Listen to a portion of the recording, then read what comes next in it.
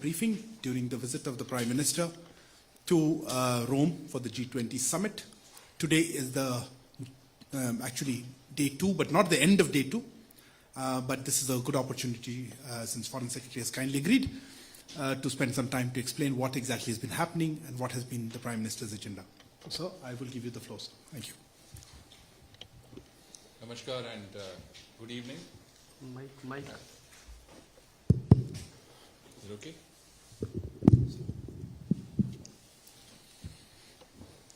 Namaskar and good evening. As JSXP has just mentioned, today is day 2 of the Prime Minister's visit to Rome for the G20 Summit.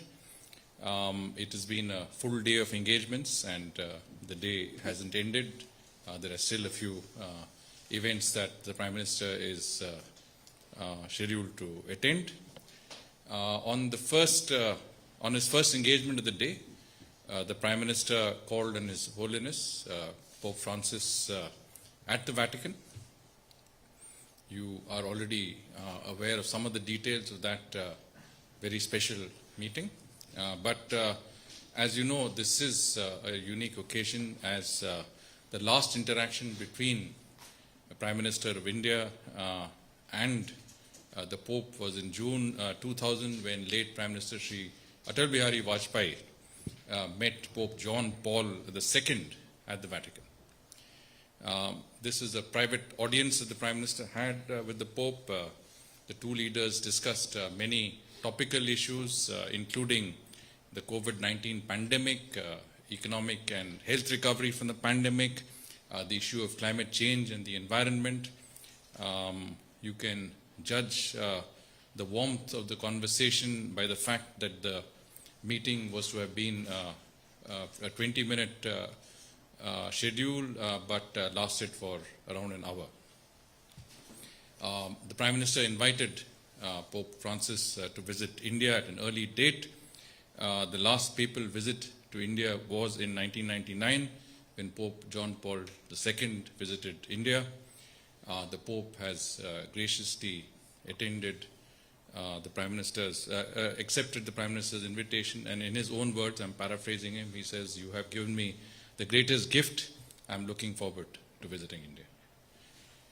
The Prime Minister presented His Holiness with a silver candle stand and a book on our commitment to the environment. The Pope reciprocated with a bronze plaque with the inscription, "The desert will become a garden." As you know, this is a quote from the Old Testament. Prime Minister also had a brief meeting with the Secretary of State of the Vatican, His Eminence Cardinal Pietro Parolin. Prime Minister then subsequently visited the venue of the G20 Summit, where he attended the inaugural ceremony with the other leaders. And thereafter, he attended the first session on the global economy and global health. In his intervention at this first event of the G20, the Prime Minister highlighted India's contribution in the fight against the pandemic. He mentioned India's medical supply to over 150 countries. He spoke about our vision of One Earth, One Health, which is essentially the need for a collaborative approach in the international domain in the fight against the corona pandemic. I'm talking about collaboration from R&D, research, to collaboration in actually combating pandemics, collaboration across the board in developing mechanisms that can cope with future pandemics and future global health issues. So the concept of One Earth, One Health, I think, is something that was enunciated by the Prime Minister, well received by G20 leaders, because this is something that I think is very, very important to the international community, and we are looking for comprehensive global solutions that can address issues that also deal with problems of inequity, problems that developing countries face, and this is again another approach towards the overall concept of the global common good that the Prime Minister has spoken of on a number of occasions. Prime Minister stressed on the need for resilient global supply chains, mentioned also India's bold economic reforms, the lowering of the cost of doing business with India. He spoke about innovation in India, the efforts at developing a sort of a culture of innovation. He invited the G20 countries to make India their partner in economic recovery and supply chain diversification. I think in some senses, the Prime Minister also brought out the fact that despite the challenges of the pandemic, India continued to be a trusted partner in the context of reliable supply chains. He spoke about the IT sector, the BPOs, where we did not allow the pandemic to come in the way of our contribution in the overall chain in the global processes. The Prime Minister expressed satisfaction over the G20's decision to come up with a 15% minimum corporate tax to make the global financial architecture more just and fair. You are aware of the 15% minimum corporate tax, which ensures that companies don't go to the lowest possible tax haven in order to minimize their tax burden, and that the large multinational corporations pay their share of taxes to countries that they are located in. Here, I think it was also pertinent to mention that it was in 2014 that the Prime Minister had first proposed this idea of a minimum corporate tax in order to prevent, to some extent, evasion of taxes or, the concept. 2014, the G20 Summit, was it? Yes, was that? The 2014 G20 Summit is when the Prime Minister spoke about this. He first mentioned the concept. So today there is satisfaction over the fact that the G20 has actually adopted this. This has become a global norm, and I think this is a very important step in ensuring more rationalized global tax structures and better cooperation in the international domain when it comes to issues like tax evasion, money laundering, corruption, so on and so forth. Some of the issues that the G20 is very, very currently dealing with. Prime Minister conveyed that India has not only vaccinated over 1 billion of our citizens, but more important is that we are ready to produce over 5 billion vaccine doses by the end of next year. This obviously will be available not only for our citizens, but the rest of the world, and that this is our own contribution to reducing, as I mentioned, vaccine inequities, especially in the developing world.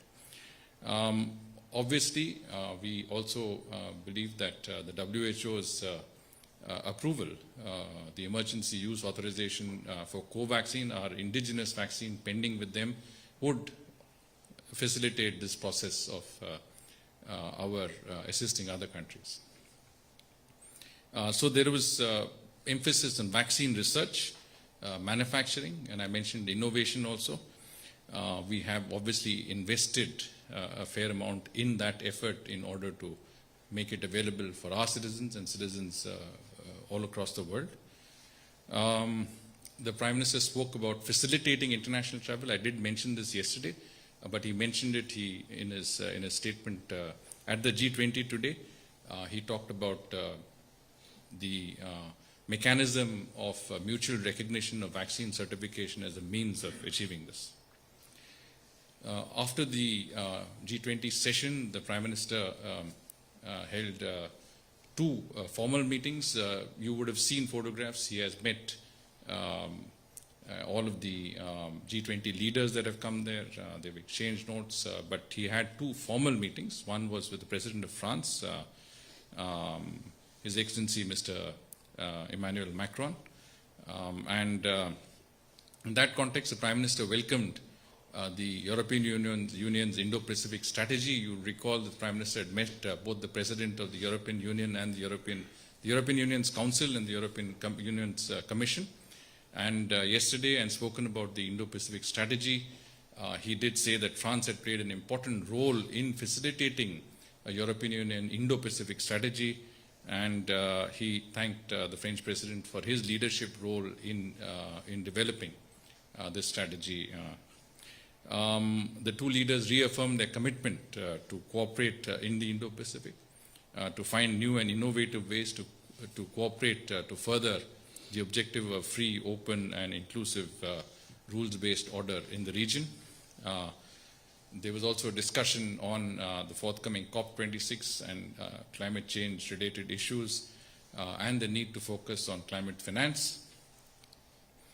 Prime Minister invited President Macron to visit India at an early opportunity.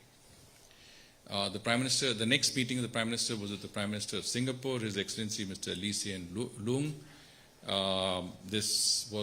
Prime Minister has met the Singapore Prime Minister on a number of occasions, but this is their first meeting in the post-pandemic period. So I think this is a good opportunity for the leaders to link up with each other. With the Prime Minister of Singapore, Prime Minister discussed global efforts to combat climate change and the forthcoming COP26. They discussed efforts to contain the COVID-19 pandemic through expedited vaccination efforts and ensuring supply of critical medicines. In that context, the Prime Minister thanked the Prime Minister of Singapore for his assistance and that of the government and people of Singapore during our second wave of the crisis. When Singapore, we were able to source a very large number of our requirements in terms of ISO cryogenic tankers, concentrators, oxygen equipment from Singapore.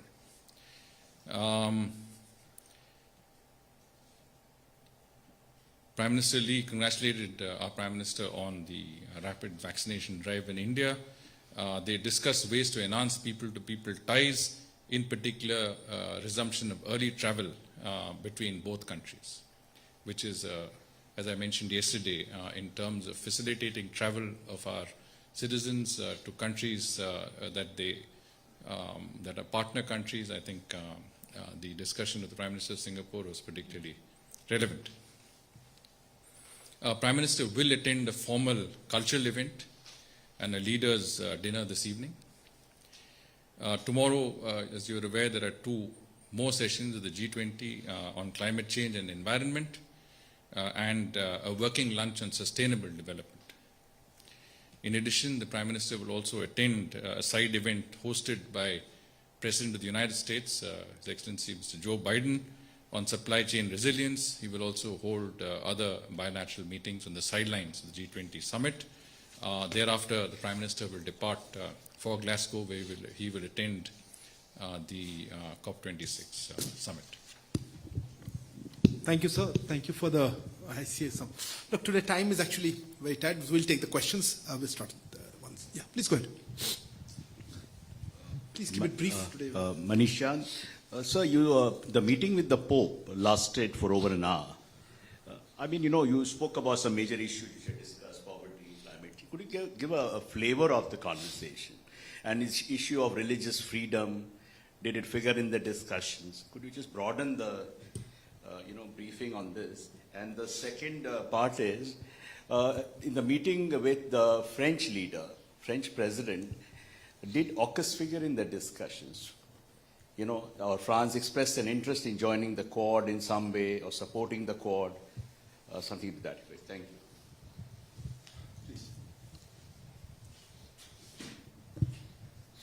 Sir Pranay Upadhyay from ABP news क्या आज की G20 की बैठक थी उसके अंदर global energy crisis को लेकर भी कोई बातचीत हुई है? क्या पीएम ने इस मामले को उठाया कि दुनिया भर में जो एनर्जी क्राइसिस या एनर्जी के प्राइसेस बढ़ रहे हैं उसको किस तरीके से हैंडल किया जा सकता है?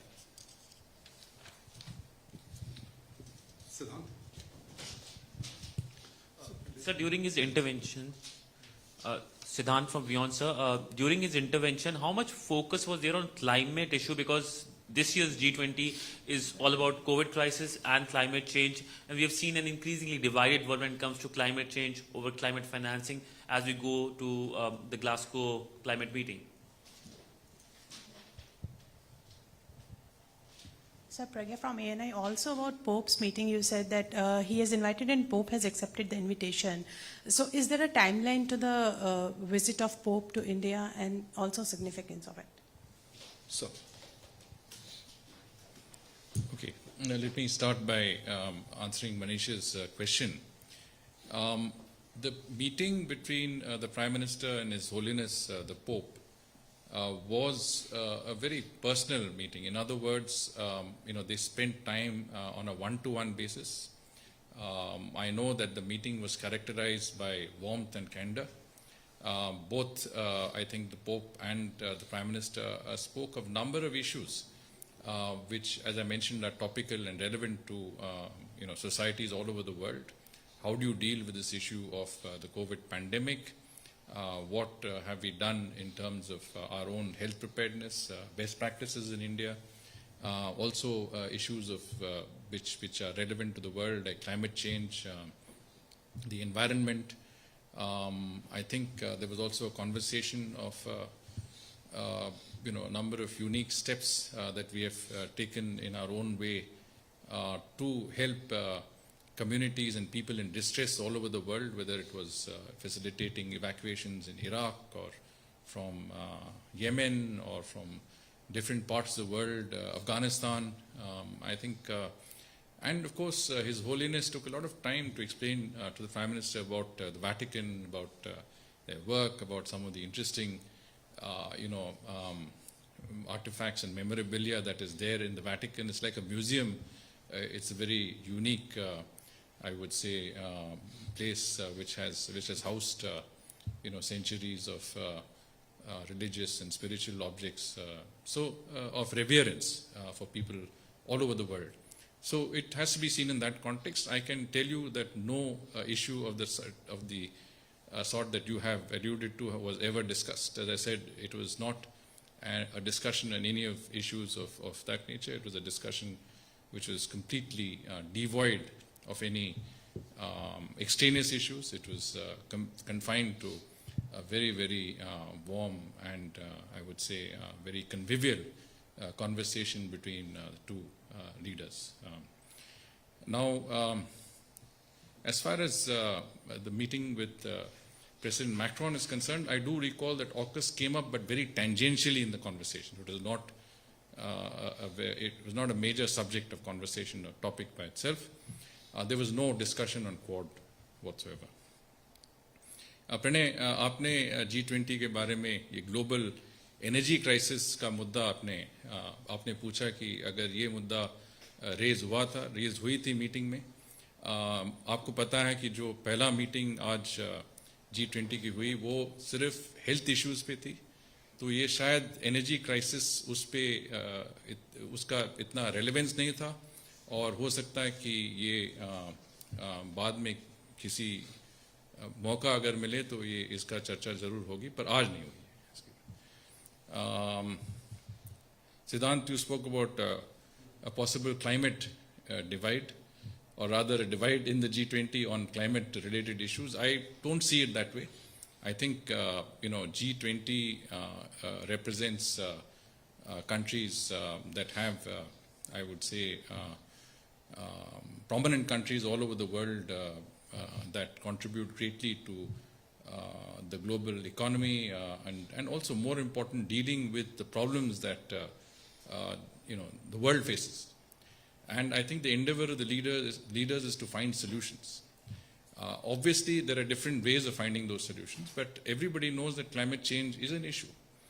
So you may have a different view about how to tackle the issue of climate change. You may feel that there is more emphasis on one or the other areas of climate change. But the fact that climate change is a problem for the globe to face is there. I'm sure, there's another full day of meetings which are there. I'm sure at the end of this all, we will find that the G20 will have solutions, will have outcomes that represent a consensual view of the organization. So that's all I can say for now on this issue. I think from ANI, the question was whether the Pope, about the the invitation that the Prime Minister extended to the Pope. the timeline. If there's timeline, when will he be? That's right. So, we didn't the Prime Minister and the Pope did not discuss the dates of the visit. Prime Minister said, please visit India at your earliest convenience. Obviously, the actual details will be worked out through diplomatic channels. The fact of the matter is the Prime Minister did invite the Pope. The significance of the invitation is well known to all of us. The last papal visit to India was in 1999 when Pope John Paul II visited India. It is obviously going to be a very important visit, both for India to receive His Holiness and for the Pope to visit India. As I did mention to you, the Pope was delighted to visit India. He has a although he's never been to India, he has obviously a great sentiment about our country, and he said that this is really the greatest gift that you could give me. I'm looking forward to my visit to India. Very brief one-liner. Any quotable quote on what Pope said about India, as in just a brief quote, India or Prime Minister Modi? Well, I did tell you what he said about India. But as I said, the meeting was one-to-one. I was not privy to the conversation. So I can't quote on something that I was not present in. But as I said, it was obviously a meeting that lasted much longer than was scheduled. It was a meeting that reflected warmth, and I would say conviviality. And it was a meeting that I think I can say that I saw that both the Prime Minister and the Pope had very, a sense of great bonhomie and closeness that radiated from both of them when you saw them together when we went and paid our respects to the Pope. So we saw pictures of the President Joe Biden exchanging pleasantries with Prime Minister very warmly. So anything beyond that, anything they exchanged, they conversed? Well, again, we were not present at that particular instant when Prime Minister met President Joe Biden. Obviously, the Prime Minister last met President Biden in Washington, D.C. Last month. They would have certainly recalled their meeting at that time. The Prime Minister has also accepted President Biden's invitation to attend his side event tomorrow evening. And I'm sure the Prime Minister will have very important interventions to make in that particular meeting. Thank you very much, sir. Thank you for your presence and for the details that you provided. And I also thank all of you here, friends from the media, who've joined us and those who are joining us live. Stay tuned to our social media channels as well as other website and other outlets of the ministry as the visit progresses tomorrow for the third day here. Thank you. Good evening. Thank you.